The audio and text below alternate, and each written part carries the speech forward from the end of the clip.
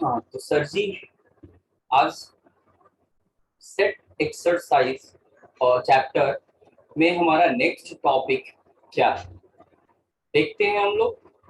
Set, ठीक है। इसमें हमारा नेक्स्ट टॉपिक क्या है, उससे पहले ये देख लें कि हमने इससे पहले क्या पढ़ा। हमने देखा सेट क्या है, इसके बारे में जाना और समझा। अबाउट सेट, सेट क्या होता है, समुच्चय क्या होता है, ये चीज हमने इससे पहले के क्लास में समझा, ठीक है, हमने समझा। दूसरा, हमने मेंबर्स ऑफ अ सेट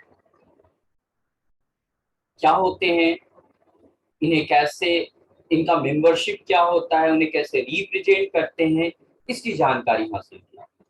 और आज के क्लास में से हम लोग जो पढ़ने वाले हैं वो है representation of a set.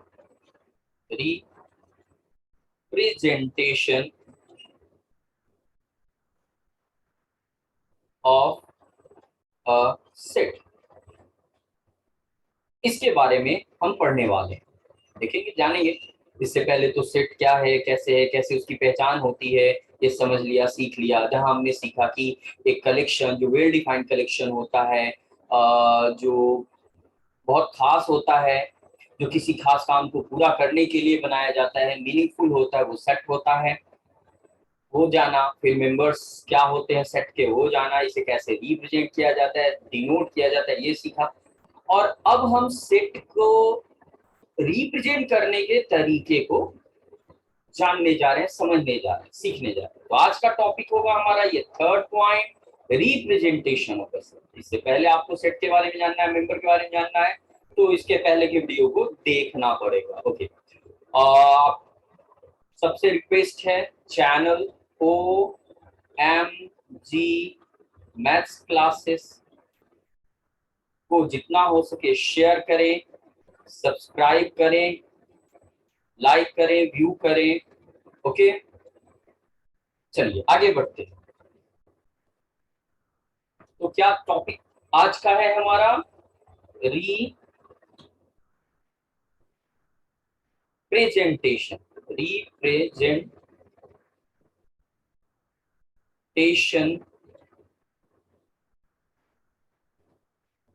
Of a set, meaning, इसका मतलब क्या हुआ, हिंदी में इसे सेट का प्रस्तुतिकरण कहेंगे। और इसे इंग्लिश के हेल्प से, इंग्लिश वर्डिंग्स में समझें तो क्या है, वेज यानी तरीके, रास्ते, टू राइट और एक्सप्रेस और राइट अ सेट। सेट, किसी सेट को लिखने के क्या क्या तरीके हैं हमारे पास, किन किन तरीकों से, किन किन फॉर्मेट्स में, किन किन चेहरों में हम सेट को लिखते हैं, दिखाते हैं और देखते हैं। वो चेहरे हमें देखने, सेट को लिखना कैसे होता है, लिखते समय किन बातों को ध्यान में रखना पड़ता है, इन सारी चीजों को ध्यान में रखते हुए हम सेट के रिप्रेजेंटेशन को समझेंगे, पढ़ेंगे, इन सारी बातों को ध्यान रखने के लिए। चलिए, तो देखा जाए क्या है सेट का रिप्रेजेंटेशन, कैसे कैसे होता है, कितने तरीके होते हैं। तो there are basically two ways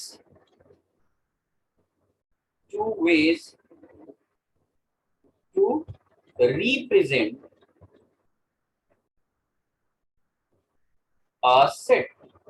किसी सेट को लिखने के हमारे पास मूल तौर पे दो तरीके। पहला तरीका जिसमें सेट को हम लिखते हैं, रिप्रेजेंट करते हैं, एक्सप्रेस करते हैं, डिस्क्राइब करते हैं, वो है, उसका नाम है रोस्टर फॉर्म। रोस्टर मेथड और फॉर्म, और मेथड, फॉर्म और मेथड, इसे और नाम से जानते हैं, और लिस्ट फॉर्म, और एक और नाम है टेबुलर फॉर्म। तीनों में से कोई भी एक तरीके से, कोई भी एक नाम को यूज करके आप इस सेट को कॉल कर सकते हो, बुला सकते हो, इसके बारे में बोल सकते हो। समझा सकते हो उसको। और दूसरा है जिसका नाम है, जिसके रूप में हमें ये सेट को लिखना होता है, वो है प्रॉपर्टी फॉर्म। प्रॉपर्टी फॉर्म और मेथड। और दूसरा नाम है इसका सेट बिल्डर फॉर्म, समुच्चय निर्माण की विधि, सेट बिल्डर फॉर्म। पहले वाले फॉर्मेट में रोस्टर फॉर्म या लिस्ट फॉर्म या टैबुलर फॉर्म, लिस्ट फॉर्म ज्यादा समझने लायक वर्ड है। प्रॉपर्टी फॉर्म और सेट बिल्डर फॉर्म ये दूसरा सेट को लिखने का तौर तरीका। अब इन्हीं दोनों को बारी बारी से देखना है, सीखना है कि कैसे रोस्टर फॉर्म में हम सेट को लिखते हैं और कैसे प्रॉपर्टी फॉर्म में सेट को लिखते हैं। और साथ में ये भी देखना है कि रोस्टर फॉर्म में सेट लिखा हुआ है तो उसे प्रॉपर्टी फॉर्म में लिख सकते हैं कि नहीं, और अगर प्रॉपर्टी फॉर्मेट में सेट लिखा हुआ है तो उसे रोस्टर फॉर्म में लिख सकते हैं कि नहीं, देखने की बात है। तो चलिए आगे शुरू करते हैं हम आज रोस्टर फॉर्म में सेट को लिखना। क्या है? Representation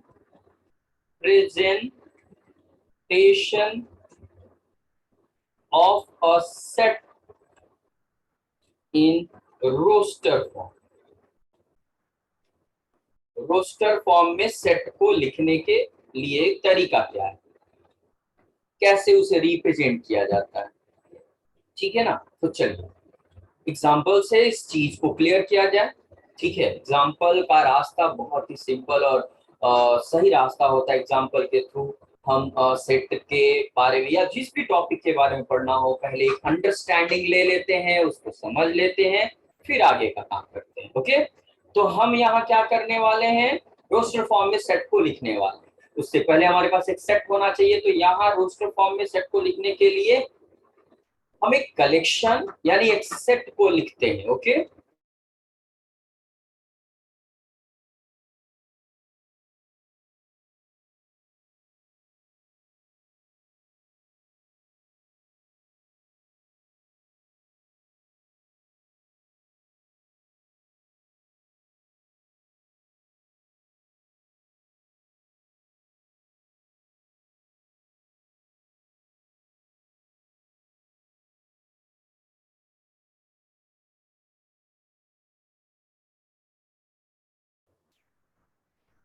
sorry.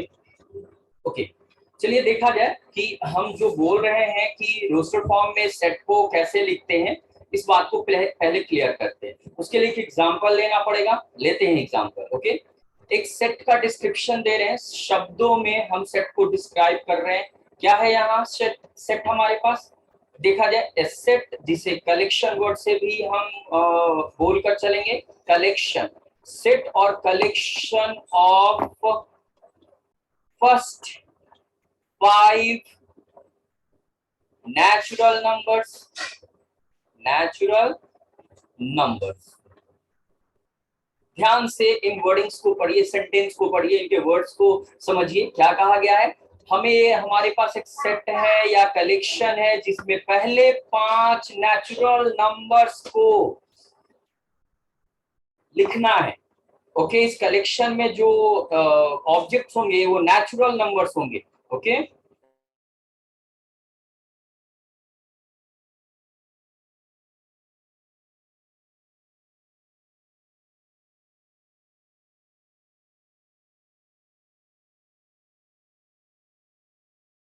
Okay, a set or collection of first 5 natural numbers, यानी हमारे पास एक संग्रह है, कलेक्शन है, सेट है जिसमें पहले 5 प्रकृत संख्या यानी नेचुरल नंबर्स उपलब्ध हैं, उनको हमने कलेक्ट किया। इसके पीछे मकसद क्या है उसकी आवश्यकता नहीं है अभी। तो चलिए, इसे रोस्टर फॉर्मेट में अगर हम लिखना चाहते हैं तो किन किन बातों को ध्यान में रखना पड़ता है। सबसे पहली बात ध्यान दें, क्या है पहला पॉइंट, हम यहाँ जिन वस्तुओं का जिक्र है उन वस्तुओं को पहले सेल्फ डिस्कशन से, सेल्फ इंफॉर्मेशन से, सेल्फ नॉलेज से पहचान लेते हैं। इसके बारे में जो भी जानकारी हमें है उसकी सहायता से हम इनके बारे में पहले जान लेते हैं। हमें नॉलेज होनी चाहिए जिनका जिक्र यहाँ किया गया है। और जाहिर सी बात है, हम नेचुरल नंबर्स, प्रकृत संख्या, जिन्हें काउंटिंग नंबर्स भी कहते हैं, पहले 5 काउंटिंग नंबर्स को लिखने के लिए बोला जा रहा है। हम जानते हैं वो कौन है, वो है हमारे जिनको तस्वीरों में अगर लिखा जाए तो वो होते हैं 1, 2, 3, 4 एंड 5। पहले 5 ही बोले गए हैं, इसलिए ये पहले 5 नेचुरल नंबर्स को हमने लिख दिया। ये जो सिंबल्स यूज किए जाते हैं यही पहले 5 नेचुरल नंबर को डिनोट करते हैं। तो क्या किया है हमने, ये काम किया है, राइट द नंबर्स एक्सप्लिसिटली। इसे एक्सप्लिसिट नोटेशन कहते हैं, एक्सप्लिसिटली, यानी कि जो उनका सिंबॉलिक नोटेशन है, सिंबॉलिक नोटेशन है, उस नोटेशन में सेट को लिख देना, ऑब्जेक्ट्स को लिख देना है। तो ये ऑब्जेक्ट्स 5 लिखे, ये पहला पॉइंट था हमारा। अब आइए दूसरे पॉइंट में चलते हैं। जो दूसरी बात है जो हमें ध्यान देनी है, जिनका जिक्र किया उनकी पहचान कर लिया हमने, ये 5 है ऑब्जेक्ट्स जिनका जिक्र ऊपर किया जा रहा है। अब सेट लिखते समय ध्यान क्या देना है, जब इन ऑब्जेक्ट्स को हम लिखते हैं तो जब अलग अलग ऑब्जेक्ट्स को लिखेंगे तो 2 अलग अलग ऑब्जेक्ट्स के बीच एक कॉमा साइन देते हैं जो 2 ऑब्जेक्ट्स को सेपरेट करता है, अलग करता है। तो क्या है यहाँ, put comma between 2 different objects. शब्दों पे ध्यान होनी चाहिए जिनका प्रयोग हम कर रहे हैं आपको समझाने में। तो डिफरेंट ऑब्जेक्ट्स यानी अलग अलग ऑब्जेक्ट्स या मेंबर्स को के बीच कॉमा का साइन देना है, कॉमा लिखना है आपको, जिससे 2 चीजें अलग अलग हमें फील होंगी, समझ में आएंगी। ओके, तो ये बात ध्यान रहे। जैसे ऊपर जो 5 ऑब्जेक्ट्स हमने पहचान लिया उसमें 2, 1 और 2 अलग अलग है, उनके बीच कॉमा, 2 और 3 अलग अलग है, ये कॉमा, फिर 4 भी अलग है, 5 भी अलग है, एक कॉमा दे। अब तीसरे की बात, तीसरा पॉइंट क्या है, ऐसे ही खुला नहीं छोड़ते हैं। फर्दर कभी भी इस तरह का कलेक्शन बनाना हो, ऑब्जेक्ट्स हमने पता कर लिया है तो उन्हें कर्ली ब्रैकेट, मिडिल ब्रैकेट के अंदर बंद करके लिखते हैं, तब जाकर एक सेट का फुल नोटेशन आ जाता है हमारे पास। तो एनक्लोज द ऑब्जेक्ट्स और मेंबर्स, मेंबर्स क्या करना है, जो भी वस्तुएं हम यहाँ पहचान कर लिखे हैं उनको हम कर्ली ब्रैकेट में रख देंगे, यानी इन लोगों को एक घर दे देंगे, ऐसे ही नहीं छोड़ेंगे बंजारों की तरह भटकते रहने के लिए। नहीं, भटकना नहीं है, सेट का नियम है। जिन ऑब्जेक्ट की बात हो रही है उन ऑब्जेक्ट को एक घर दिया जाता है। और कैसे देखा जाए, enclose the members with in a pair of curly bracket. तो जो भी ऑब्जेक्ट्स आपने ऊपर लिखा है उनको कर्ली ब्रैकेट के जोड़े में बंद करके लिखना है। इसी की बात कर रहे थे कि जब हम कलेक्शन तैयार करते हैं तो उसमें जिन वस्तुओं को हम लाते हैं, उन जिन लोगों को लेकर आते हैं उनको एक घर देते हैं, घर में रखते हैं आवास योजना के तहत। तो ये बन गया एक, अब ये कंप्लीट नोटेशन है सेट का। ये रहा आपका रोस्टर फॉर्म, यही है कहलाता रोस्टर फॉर्म, यही रोस्टर फॉर्म कहलाता है। ठीक है, अब चाहो तो सेट का कोई नाम है तो नाम भी दे सकते हो, जैसे ए सेट हो गया हमारा, ये कलेक्शन ए के द्वारा रिप्रेजेंट किया जा रहा है। जैसे कोई आप देखते होगे घरों के नाम के पहले Verma family, Sharma family, school के नाम के पहले अलग अलग स्कूल के नाम, इंस्टीट्यूट के नाम के पहले नाम होता है, जैसे साइंस या द पायोनियर एंड अदर्स वगैरह वगैरह। उसी तरह से सेट का नाम आप ऐसे सिंबॉलिकली दे सकते हैं, जिसमें इंग्लिश अल्फाबेट के कैपिटल लेटर्स यूज करते हैं। याद रहे कि जो भी यहाँ सिंबल यूज करेंगे वो यहाँ उपलब्ध नहीं होना चाहिए, वो इसके अंदर नहीं होना चाहिए, वो गलत तरीका है, उससे एक पजल, एक पैराडॉक्स अपीयर होता है। ठीक है, वो नहीं यूज करना, उसके बारे में आपको हायर क्लास में बताया। इन 3 पॉइंट्स के अलावे आपको 2 और पॉइंट्स को ध्यान में रखना है, नोटेबल पॉइंट्स हैं। वो क्या क्या पॉइंट्स हैं जिन्हें नोट करके रखना है, तो देखिए पहला नोटेबल पॉइंट है कि जब भी आपको रोस्टर फॉर्म में सेट को लिखने के लिए कहा जाता है तो याद रखें कि जब भी सेट लिखते हैं तो किसी भी ऑब्जेक्ट को किसी भी जगह लिख सकते हैं। ठीक, जैसे एग्जांपल देखिए, ये अलग एग्जांपल, जैसे हमें लिखना है 1 2 3, तो हमने ऐसे लिख दिया। किसी ने 1 2 3 को लिखा 3 1 2, किसी ने इसे लिख दिया 2 1 3, कोई दिक्कत नहीं। कोई भी ऑब्जेक्ट कहीं भी लिख रह सकता है इस घर के अंदर, यानी इस जोड़े ब्रैकेट के अंदर कहीं भी लिखा जा सकता है, बशर्ते ध्यान रहे कि जो ऑब्जेक्ट वहां होना चाहिए वो दिखे, चाहे वो कहीं भी दिखे लेकिन दिखे, होना चाहिए। इसका मतलब है ऑर्डर ऑफ ऑब्जेक्ट यानी मेंबर्स इज नॉट इंपॉर्टेंट। क्रम महत्वपूर्ण यहां नहीं है, आगे कुछ सेट्स देखेंगे जहां क्रम का महत्व होता है। Order of members is not important, महत्वपूर्ण नहीं, इंपॉर्टेंट, ये ध्यान रखें। और दूसरा नोटेबल पॉइंट जो है वो देखा जाए जरा, क्या है दूसरा पॉइंट जो नोट करने लायक है, वो ये है कि एक ही ऑब्जेक्ट को रिपीट नहीं करना चाहिए। ठीक है ना, जब एक ही ऑब्जेक्ट कहीं बार बार आता है तो उसे रिपीट नहीं करना चाहिए। Do not repeat, do not repeat, दोहराना नहीं है। Repeat any member, any member.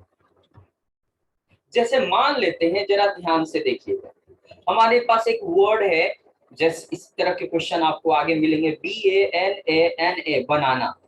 आपसे कहा गया कि यहाँ बनाना में जो जो लेटर्स हैं, लेटर्स पहचानिए जरा इन लेटर्स को, उनसे सेट बनाइए, यानी उनको ऑब्जेक्ट्स के रूप में लेकर के सेट बनाइए, इन लेटर्स का सेट बनाइए, set of letters, set of letters. यहाँ जो बनाना में है, तो कैसे बनाएंगे, हम लिखेंगे बी, फिर लिखेंगे ए, फिर लिखेंगे एन। अब ए दोबारा नहीं लिखेंगे क्योंकि ए लिख चुके हैं, एन दोबारा नहीं लिखेंगे क्योंकि लिख चुके हैं। यही बात ध्यान देना है कि जो एक ऑब्जेक्ट है उसे रिपीट नहीं करना, रिपीट करने से कोई फायदा नहीं होता, कोई नया चीज नहीं बन जाता। मतलब अगर हम BANANA ऐसे लिखते हैं, कोई नया चीज नहीं मिलता। ये 5 मेंबर वाला ऑब्जेक्ट नहीं मिलता, इसमें अभी 3 ही मेंबर, क्योंकि रिपीट नहीं करना है। ये कभी ऐसे लिखिए ही मत, आपको हमेशा ऐसे लिखना है। इस प्रकार हम रोस्टर फॉर्मेट में किसी सेट को लिख सकते हैं। ओके, अब दूसरा फॉर्म जिसका जिक्र हमने किया, दूसरे का नाम है property form.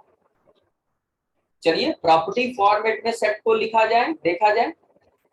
Representation of a set in set builder form और प्रॉपर्टी फॉर्म।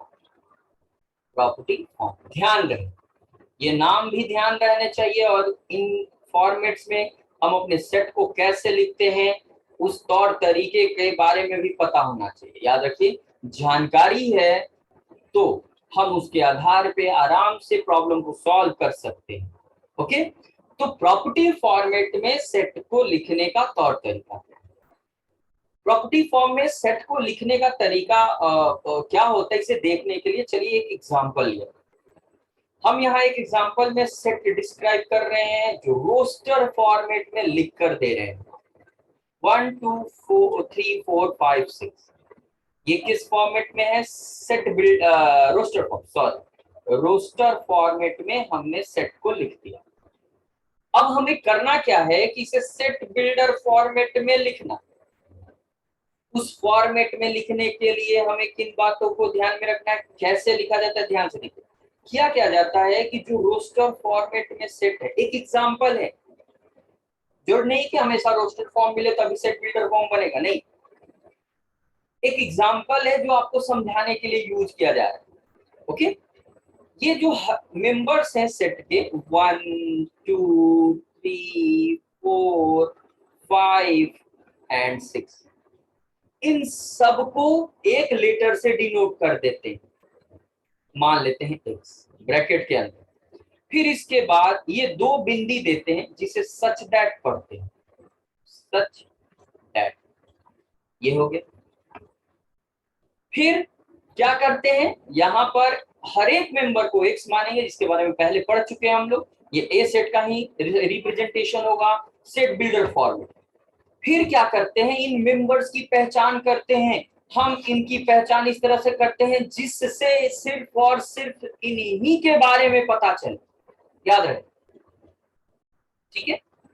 जैसे हम क्या जानते हैं इनके बारे में, ये नेचुरल नंबर्स हैं, लेकिन सारे नेचुरल नंबर्स नहीं है, 6 तक ही है। तो हम यहाँ बताएंगे कि x is a natural number, x जो है वो नेचुरल नंबर है, ठीक है, पहचान में आ गए। याद रखेंगे, ये लाइन सिर्फ यूज करने का मतलब है हम सारे नेचुरल नंबर की बात कर रहे हैं, ध्यान से सुने। अगर हम कभी बोलें कि x is a natural number, इसका मतलब ये हर एक नेचुरल नंबर के लिए है, 1 2 3 4 5 6 7 8 9 10 अप टू इंफिनिटी, ये सबको रिप्रेजेंट करता है। जबकि हमारे पास ऊपर सारे नेचुरल नंबर्स तो है नहीं, लिमिटेड है। ओके, कौन कौन है, 6 तक है शुरू से शुरू करके। तो एक से नेचुरल नंबर तो है, लेकिन यह 7 से कम सारे नेचुरल नंबर्स, ठीक है, ये 7 से कम सारे नेचुरल नंबर्स। और इस प्रकार जो ये फॉर्मेट मिला, यही कहलाता है प्रॉपर्टी फॉर्म या set builder form, property form और सेट बिल्डर फॉर्म। और इस प्रकार से हम सेट को प्रॉपर्टी फॉर्मेट में लिखते हैं। अब इसके जो अलग अलग हिस्से हैं ना, उसके बारे में जरा जान लीजिए थोड़ा, ये क्या है क्या नहीं। देखिए ये क्या है, सेट ए का मेंबर है, आर्बिट्री मेंबर, आर्बिट्री है, ठीक। दूसरा, ये क्या लिखा गया है, याद रखेंगे, यहाँ जो x है उसको हर एक मेंबर के लिए यूज किया जाएगा, वो हर एक मेंबर ऊपर सेट के हर एक मेंबर को रिप्रेजेंट करेगा। तो ये x जो है वह मेंबर को रिप्रेजेंट करता है, इसलिए उसके बारे में ये बताना जरूरी हो जाता है कि वह किस टाइप के मेंबर को रिप्रेजेंट कर रहा है, वो कौन से मेंबर्स को रिप्रेजेंट कर रहा है। ओके, वह कौन से मेंबर्स को रिप्रेजेंट, किस तरह के ऑब्जेक्ट को रिप्रेजेंट कर रहा है, ये बताना जरूरी है। तो एक तरह से यहाँ जो उसके बारे में लिखते हैं, इसी को कहते हैं ये प्रॉपर्टी है, प्रॉपर्टी। और इस तरह से ये प्रॉपर्टी उसकी पहचान होती है, यानी आइडेंटिफिकेशन, आइडेंटिफिकेशन होता है, ये पहचान होती है, उनका परिचय होता है। और इसके आधार पे हम ये जान पाते हैं कि भैया एक्स है क्या। क्यों ऐसा करते हैं, क्योंकि याद रखिए एक्स जो है वह इंग्लिश अल्फाबेट से आता है, इंग्लिश अल्फाबेट से आता है, एक्स अल्फाबेट से आता है। दैट मीन्स आप कह सकते हो कि ये विदेशी है, क्योंकि मैथ की दुनिया में इसके बारे में नहीं कुछ बताया जाता है। शुरू में मैथ की दुनिया में हम लोग 1 2 3 4 5 ऐसे लोगों के बारे में पढ़ते हैं, जानते हैं।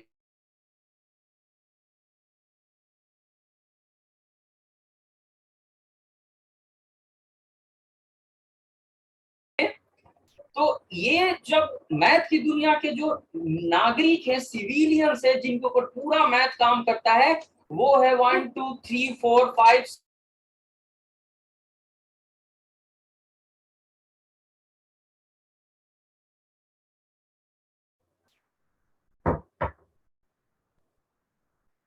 ओके,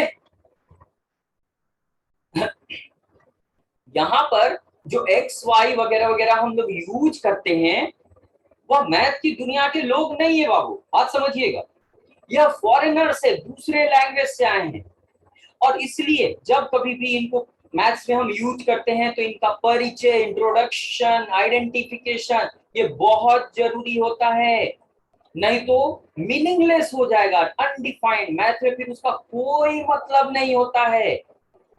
जब भी कोई चीज बाहर की दुनिया से मैथ में लाएंगे, तो उनका परिचय बहुत जरूरी है, उसकी पहचान बहुत जरूरी है, ठीक है। जैसे हम कभी अगर इंडिया को छोड़कर किसी दूसरे कंट्री में जाएं, तो हमारे साथ हमारा पासपोर्ट और वीजा होता है, वो हमारी पहचान है। अगर उसके बिना एंट्री लेंगे, तो जाहिर सी बात है, आपको पता है आपको पनिशमेंट मिलेगी, गवर्नमेंट, वहां का प्रशासन, वहां की पुलिस आपको पकड़ लेगी, अरेस्ट कर लेगी, और फिर आपको प्रॉब्लम्स होगी। उसी प्रकार से यह जो भी फॉरेनर एंट्री लेता है मैथमेटिक्स में, उसकी पहचान उसके साथ होनी जरूरी है। अगर पहचान नहीं बताएंगे तो वह मैथ मीनिंगलेस हो जाएगा, मैथ में कोई मतलब नहीं। तो ये एक तरह से पहचान है। और ये एक जो है वो शर्त है जो उस पहचान के साथ होता है। ये जरूरी नहीं कि हर समय हर फॉर्मेट सेट में है, जरूरी हो भी सकता है नहीं भी, लेकिन ये दो चीज जरूरी है, मेंबर कौन है और उसकी पहचान क्या है। अगर शर्त है तो लिखेंगे, नहीं है तो नहीं। तो बहुत ढंग से मैंने प्रॉपर्टी फॉर्मेट में सेट को कैसे लिखा जाए, ये इसकी पहचान करवाई, आपको दिखाया, मैंने समझाया। इस तरह से आप और भी काम कर सकते हैं, इस तरह के एग्जाम्पल सॉल्व कर सकते हैं। जैसे एक और दिखाते हैं हम आपको, जैसे रोस्टर फॉर्मेट में हमारे पास एक सेट है जिसके अंदर है स्मॉल ए, ये बड़ा ए है और स्मॉल ए दोनों अलग चीज है, EIOU। आप को इसे प्रॉपर्टी फॉर्मेट में लिखना है, कैसे लिखेंगे, जाहिर सी बात है आप पहचान पा रहे हो, ऊपर रोस्टर फॉर्मेट है और हमें उसे प्रॉपर्टी फॉर्मेट में लिखना है। तो प्रॉपर्टी फॉर्म क्या होगा देखा जाए, पहचानिए जरा, ये कौन है, EIOU, पहचान। उससे पहले इसको मानिए, हर एक को हमने एक्स मान लिया, फिर इसके बारे में बताइए क्या है ये एक्स, क्या है ये वोवेल से, x is a vowel, vowel of कहां का, English alphabet, English alphabet, alphabets, ठीक। इस प्रकार ये इसकी एग्जैक्ट है, याद रखिए यहाँ वही चीज लिखेंगे, यहाँ कंडीशन कोई नहीं है, खाली इंट्रोडक्शन है। यहाँ वही चीज लिखेंगे जिनसे सिर्फ और सिर्फ इनके बारे में पता चल रहा है, वो चले, दूसरों के बारे में नहीं। अगर आप इसको और क्लियरली समझना चाहते तो देखिए, ये हर एक लेटर को बार बार यहाँ रख के और पूरा पढ़िए, आपको एकदम सही करेक्ट सेंटेंस बनता हुआ समझ में आएगा। यहाँ जैसे A is a vowel true, E रखिए तो E is a vowel true, I रखिए तो I is a vowel true, O रखिए O is a vowel true, U रखिए U is a vowel true. B रख के चेक कर लीजिए, क्रॉस चेक कर लीजिए, बी रखिए और पढ़िए, बी इज अ वोवेल, नहीं गलत है, तो बी नहीं रख सकते यहाँ। तो ऐसा नाम जिनसे सिर्फ और सिर्फ इनके बारे में पता चले, उन्हीं नामों को यूज करना है, कुछ भी नहीं यूज कर सकते हैं, ठीक है। अब यहाँ पर बेसिकली हमें करना क्या है, एक चीज सीखना है, कन्वर्जन, ठीक है ना, कन्वर्जन। चलिए देखा जाए, थोड़ा कन्वर्ट किया जाए, कुछ एग्जांपल्स और बनाया जाए। पहले रोस्टर फॉर्म से प्रॉपर्टी फॉर्मेट में, फिर प्रॉपर्टी से सेट बिल्डर फॉर्मेट, यानी कुछ प्रॉब्लम सॉल्व करने पर प्रॉब्लम्स प्रॉब्लम्स सॉल्व किया गया।